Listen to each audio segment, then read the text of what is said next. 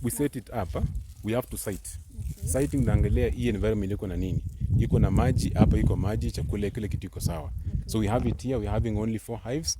We have lungs and then we have the KT-bait hive there. All of them are colonized. Very aggressive, very productive, but very good bees. Are these the only hives ama kuna zingine pahali? Yeah, here we are having 50 hives, but distributed sehemu tofauti. Huko chini kuna zingine, pandile kuna nyuki zingine. Why do you distribute them? Now also we are having a look at the forage available around here. So we have forage there, so bees must be there. So 1, forage distribution. Number 2, security purposes. Number 3, for getting maximum honey from these bees.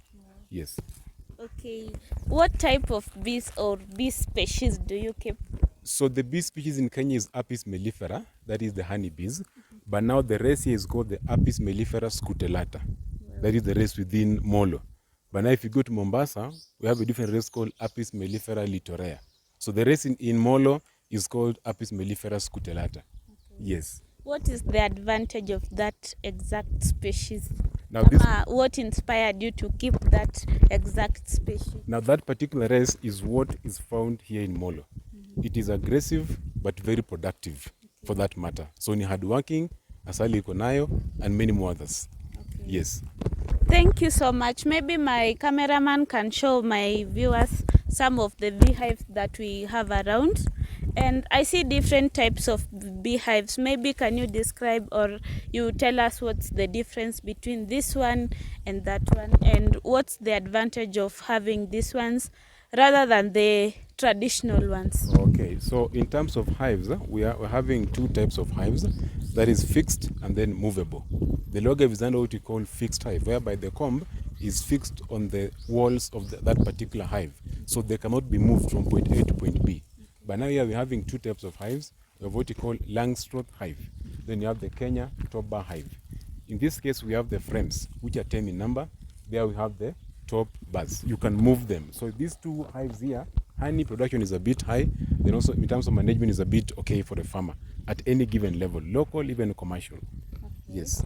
Which one would you advise our farmers maybe to embrace? So currently with the current trend in Kenya, with the African bees that we have in Kenya, we go mostly with KTBH.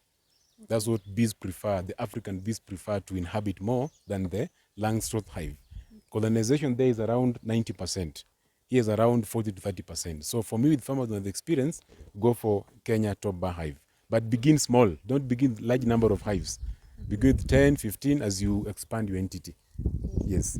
And I see the bees are thin, ziko na afya nzuri. Maybe do you give them a supplementary nutrition maybe during the lean seasons? So I say that the first factor that normally have a look at when setting up an apiary, especially, is the availability of forage. Here we're having a lot of forage for the bees. So there is nectar, there is pollen. Our bees are very healthy because there is food for them. But now in case it gets to us, we do what we call supplementary feeding. Yeah. We take sugar plus water, then we give the bees for some time. Then now we withdraw. But forage is not a problem for the bees. That's why they're healthy, they're also very productive for that matter.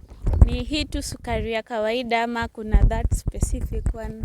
Yeah, kuna option mingi. Kuna sukari ya kawaida, unaweza tumia sukari nguru, but for a specific time. Usitumie kwa muda mrefu sana. Okay. Yeah, itakuwa na effect kwa asali yako. Alright. Yes. And then apart from asali yenye sisi wengi tunatumia nyumbani, yes, what other products maybe do you get from bees? Okay, now for bees we get very many products. One, we get the honey, which is common in ambayo ni asali. Number two, inaitwa wax. Wax inaitwa nta kwa Kiswahili. Nta. Yeah, and then kuna pollen, then kuna propolis, then kuna venom, kuna royal jelly na kuna queen bees. Okay. So asali ndio kuna bei ya chini kabisa kwa hizo product zote. Oh. Then venom ndio kuna bei ya juu kabisa. Venom ni ile sumu ukidungwa mwili inafura. Hiyo pia huwa inavunwa. Hiyo ni bee venom. So ziko mingi, ziko kadhaa. There are several of them. Maybe uelezee watazamaji wetu. I hear of wax, yes, venom. Yes. Wax inatumika kufanya nini? So basically wax inapatikana kwa mzinga. You can get in the hive, but now you cannot harvest from the hive directly. Bees produce, then now they make the comb. Now from the comb is what we harvest and get the wax physically outside the hive. That particular wax we can add value either by one, making candles, ambayo ni mshumaa, making body cream, making shoe polish, making soap and the rest. And then also what you call a baiting tool. Hiyo then now tunapaka ndani ya mzinga kuvutia nyuki ndani ya mzinga ambayo ina nyuki as a baiting tool for the bees inside the hive. Maybe tunaweza songa mbali kidogo. I see. Okay, thank you so much, Mr. Adala. Yes. And how do you market your products? And maybe mkulima wangu anaweza taka invest in such a product. Yes. How can he or she market his or her product? And where can we get your products? Maybe your honey, that wax. Yes, so first of all, our product, you'll get them in our shop. We have a shop on our Get There. The number two, you can get them in the outlets, especially in Molo and Nakuru. But now for a farmer, in terms of marketing, you have what you call self-branding. Farmer mwenyewe ajaribu kujimarket. That is either kwa social media platform, kwa Facebook page, and all the rest. As long as akona high quality product, atakuwa na market mzuri. But kama atakuwa na product mbaya, atakosa soko ya product yake. So high quality. Waache ukora ya asali.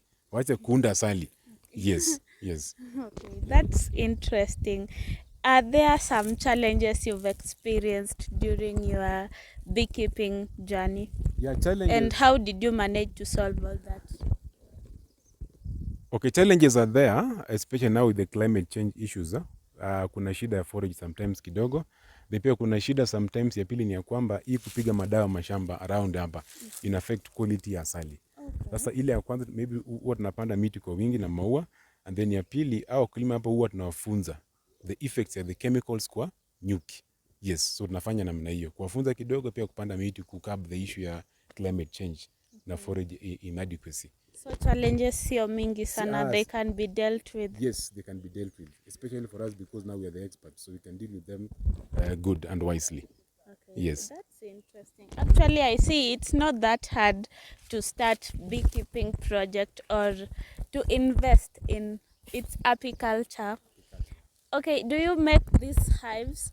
Yes, yes, we do. We have a workshop there that maybe we'll visit later on, where we're making everything pertaining beekeeping, all the way from the hive, the bee suit, and the rest. Maybe we can go take a look at the workshop, yeah, and maybe I'll show you some of the honey samples and you'll explain much about that. Yeah, sure, I will. We can go.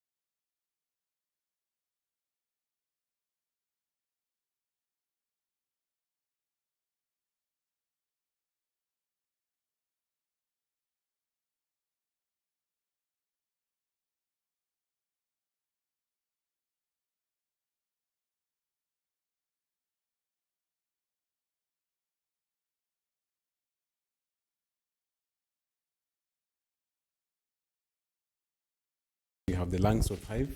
Nilisema pale kwa apiary. Ndio hii hapa kuna parts mbili. Hii ni brood, hiyo ni super. Brood ni ya malkia, then juu ni ya kuweka asali. Hii ni the brood box. Then now tukikuja hapa, hii inaitwa Kenya Top Bar ama KTBH.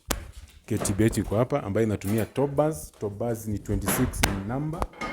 Then iko na hizo sehemu mbili, the brood and the super. Then we have the queen excluder in between the two, this one here.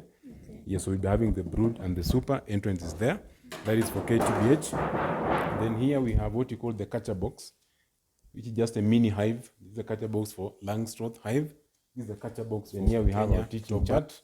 Then the smoker is here for the starter package. The smoker is here for the bees. Then you have the bee suit here that you put on to cover get the bee stings. Then here we have the honey extractor for refining honey from Langstroth hive. Yes. Thank you so much, Mr. Adala. Actually, my viewers, I would advise everyone to adopt this new system of beekeeping. It's actually